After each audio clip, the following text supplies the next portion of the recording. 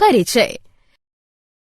श्रुति, तुम्हें पता है हमारे देश की जनसंख्या अनाज उत्पादन की तुलना में जिस तरह बढ़ रही है, उसे देखते हुए हमें दूध, अंडे और मांस की मांग को पूरा करने के लिए अपने पशु उत्पादकों को भी बढ़ाना होगा। हाँ, इसलिए जरूरी है कि हम पशुपालन उद्योग की उत्पादन क्षमता को बढ़ाएं। हाँ बिल्कुल। तो आओ, इस पाठ में हम खाद्य संसाधनों में सुधार के बारे में विस्तार से चर्चा करें। उद्देश्य। इस पाठ के अंत में आप निम्न करने में सक्षम हो जाएंगे: पशुपालन को समझना, पशुपालन का अध्ययन करना, मुर्गी पालन को समझना, अंडा और ब्रॉयलर उत्पादन का अध्ययन करना, मछली उत्पादन, समुद्री मत्स्य पालन और देश के भीतरी भागों में मत्स्य पालन को समझना, मधुमक्खी पालन का अध्ययन करना। पशुपालन। पशुपालन दरअसल पशुओं, मवेशियों का वैज्ञानिक प्रबंधन है, जिसमें उनको खिलाना, प्रजनन और बीमारियों का नियंत्रण भी शामिल है। पशु आधारित खेती में मवेशी, बकरी, भेड़, मुर्गी और मछली पालन शामिल है। जनसंख्या और जीव स्तर के बढ़ने के साथ ही दूध, अंडे और मांस की भी मांग बढ़ रही है। इसके साथ ही पशुओं के मानवीय रखरखाव के लिए बढ़ती जागरूकता ने भी मवेशियों के पालन में नई सीमाएं खड़ी कर दी हैं। मवेशी पालन। मवेशी पालन दो उद्देश्यों के लिए किया जाता है: दूध और कृषिगत कामों जैसे जोतना, सिंचाई और बोझ ढोने वगैरह में। भारतीय मवेशियों की दो प्रजातियां हैं: बोस इंडिकस यानी गाय और बोस बुबलिज यानी भैंस। दूध देने वाली मादाओं को दुधारू पशु यानी मिल्क एनिमल और खेती के काम आने वाले पशु सूखे पशु यानी ड्रॉट एनिमल कहे जाते हैं। दूध का उत्पादन कुछ हद तक दुग्ध स्रवण यानी लैक्टेशन यानी बछड़े के जन्म के बाद दुग्ध उत्पादन की अवधि पर निर्भर करता है। तो दुग्ध उत्पादन लैक्टेशन की अवधि को बढ़ाकर भी अधिक किया जा सकता है। विदेशी मोहक नस्लों, उदाहरण के लिए जर्सी, ब्राउन स्विस का चयन लंबे लैक्टेशन अवधि के लिए किया जाता है, जबकि स्थानीय नस्लों, उदाहरणार्थ लाल सिंधी, साहीवाल आदि की बीमारी के लिए प्रतिरोधक क्षमता जबरदस्त होती है। दोनों का वर्ण संकर कराया जाता है ताकि दोनों ही का वांछित गुण मिल पाए। भैंस और गायों की मानवीय देखभाल, उनके स्वास्थ्य और स्वच्छ दुग्ध उत्पादन के लिए उचित साफ सफाई और आश्रय स्थल होना जरूरी है। पशुओं की ब्रश से लगातार सफाई जरूरी है ताकि उनके शरीर पर धूल और टूटे बाल चिपके ना रहें। उनको हवादार और छत वाले आश्रय में रखना चाहिए ताकि वे बारिश, ठंड और गर्मी से बच सकें। उनके शेल्टर की फर्श को ढालदार बनाना चाहिए ताकि सफाई में आसानी हो और वो सूखा रहे। दुधारू पशुओं के भोजन की जरूरत दो प्रकार की होती है: एक, भरण पोषण संबंधी जरूरत ताकि पशु स्वस्थ जीवन जिए, और दूसरी, दूध के उत्पादन के लिए जरूरत जो लैक्टेशन की अवधि में आवश्यक होता है। पशुओं के भोज्य पदार्थ में शामिल हैं मोटा चारा, जिसमें आमतौर पर रेशेदार चीजें होती हैं, और गाढ़े घोल, जिनमें फाइबर तो कम रहता है, प्रोटीन और दूसरे पोषक अधिक मात्रा में रहते हैं। मवेशियों को कई तरह की बीमारियां होती हैं। बीमारियों से दुग्ध उत्पादन घटता है और पशुओं की मौत भी होती है।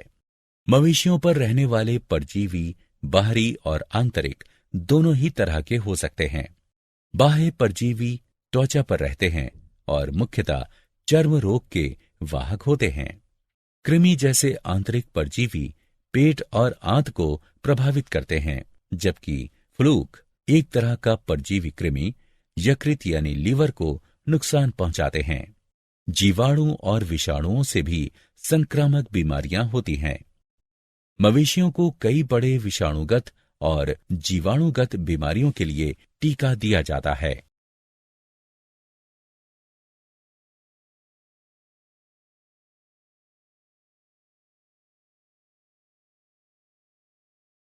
मुर्गी पालन। अंडा और मुर्गी के मांस के उत्पादन को बढ़ाने के लिए मुर्गी पालन किया जाता है। भारतीय, देसी, असील और विदेशी नस्लों एग्जॉटिक, लेगहॉर्न के बीच वर्ण संकर को उत्पन्न कर नई सुधरी प्रजातियों को विकसित किया जाता है। ऐसा निम्नांकित वांछनीय गुणों की प्राप्ति के लिए किया जाता है। मुर्गियों की संख्या और गुणवत्ता। व्यावसायिक तौर पर मुर्गी उत्पादन के लिए छोटे कद के ब्रॉयलर पेरेंट। गर्मी से अनुकूलन की क्षमता, ऊंचे तापमान की प्रतिरोधक क्षमता, कम देखभाल की जरूरत। अंडा सेने वाली मुर्गी के कद में कमी जो अधिक रेशेदार और सस्ते भोज्य पदार्थों का उपभोग कर सकें, जो कृषि जन्य उप उत्पाद हैं।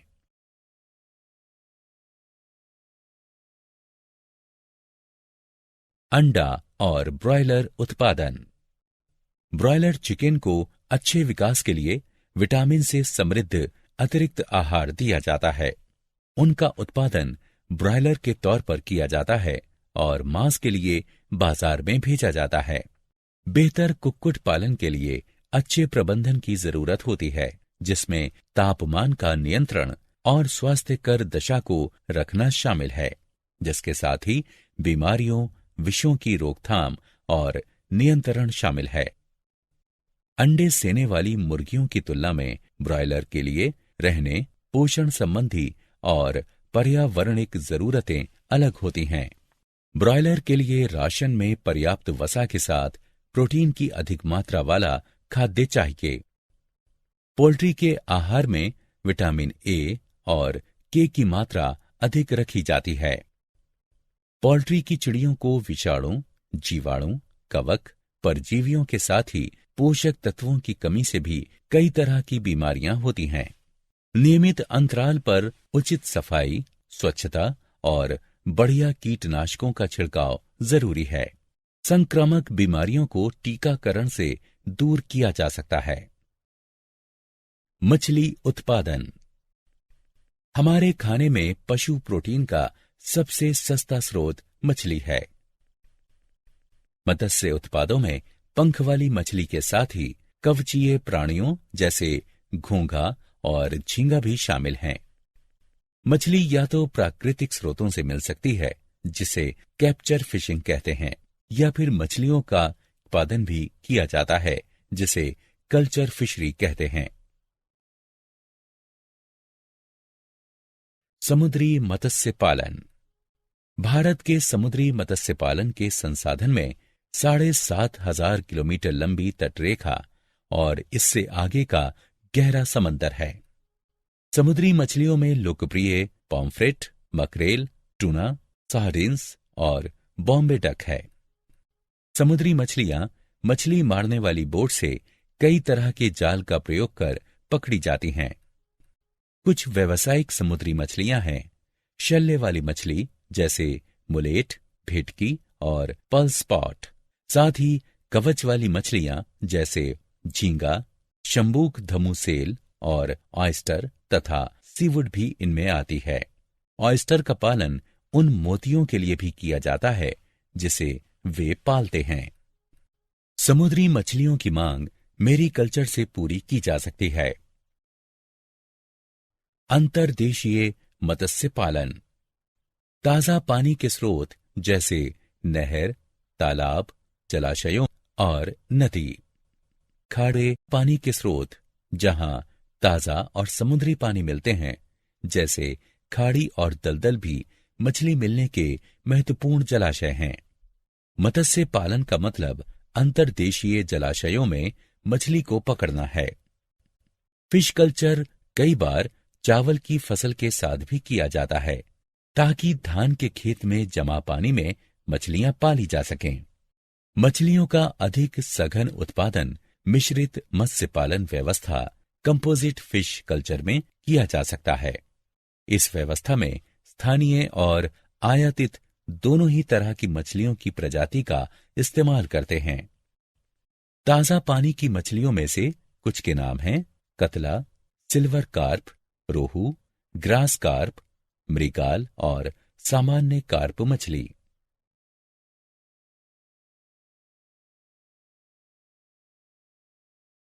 मधुमक्खी पालन। शहद का इस्तेमाल व्यापक तौर पर होता है और इसीलिए मधुमक्खी पालन एक कृषिगत उद्यम बन गया है। मधुमक्खी पालन में चूंकि कम निवेश की जरूरत होती है, इसलिए किसान अतिरिक्त आमदनी के स्रोत के तौर पर इसका इस्तेमाल करते हैं। शहद के साथ ही मधुमक्खियों के छत्ते से मोम की भी प्राप्ति होती है, जिसका इस्तेमाल कई तरह की औषधियों में किया जाता है। व्यावसायिक तौर पर शहद उत्पादन के लिए मधुमक्खियों की स्थानीय प्रजातियां हैं। एपिस सेरेना इंडिका, जिसे आमतौर पर भारतीय मधुमक्खी कहते हैं, ए दोरसाटा, जिसे रॉक बी कहते हैं, और ए फ्लोरे, जिसे छोटी मधुमक्खी कहते हैं। मधुमक्खी की एक इटालियन प्रजाति ए मेलिफेरा का भी इस्तेमाल शहद का उत्पादन बढ़ाने के लिए किया जाता है। इटली की प्रजाति में अधिक शहद इकट्ठा करने की क्षमता होती है। वे डंक भी कम मारती हैं। वे अपने छत्ते में लंबे समय तक रहती और अच्छी तरह प्रजनन करती हैं। व्यावसायिक तौर पर शहद के उत्पादन के लिए मधुमक्षिशाला बनाई जाती हैं। शहद की गुणवत्ता उनको दिए चारे, परागण के लिए उपलब्ध फूलों और जमा पराग पर निर्भर करती है।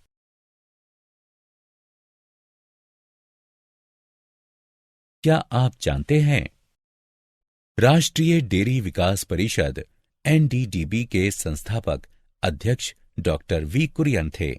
उन्होंने 1970 में ऑपरेशन फ्लड शुरू किया था। स्वस्थ गाय में प्रजननीय हार्मोन डालकर उसे उत्तेजित करने को अतिरिक्त अंडोत्सर्ग यानी सुपर ओव्यूलेशन कहते हैं, ताकि उसके अंडाशय से अधिक अंडाणु निकल सकें। वेजिटेरियन अंडे अनुर्वर होते हैं।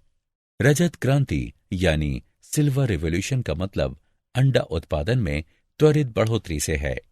प्रतिस्थापन सुपर सेज्योर का मतलब किसी छत्ते में पुरानी रानी मक्खी को किसी नई रानी मक्खी के हटा देने से है, ताकि अंडे सेने में तेजी आ सके।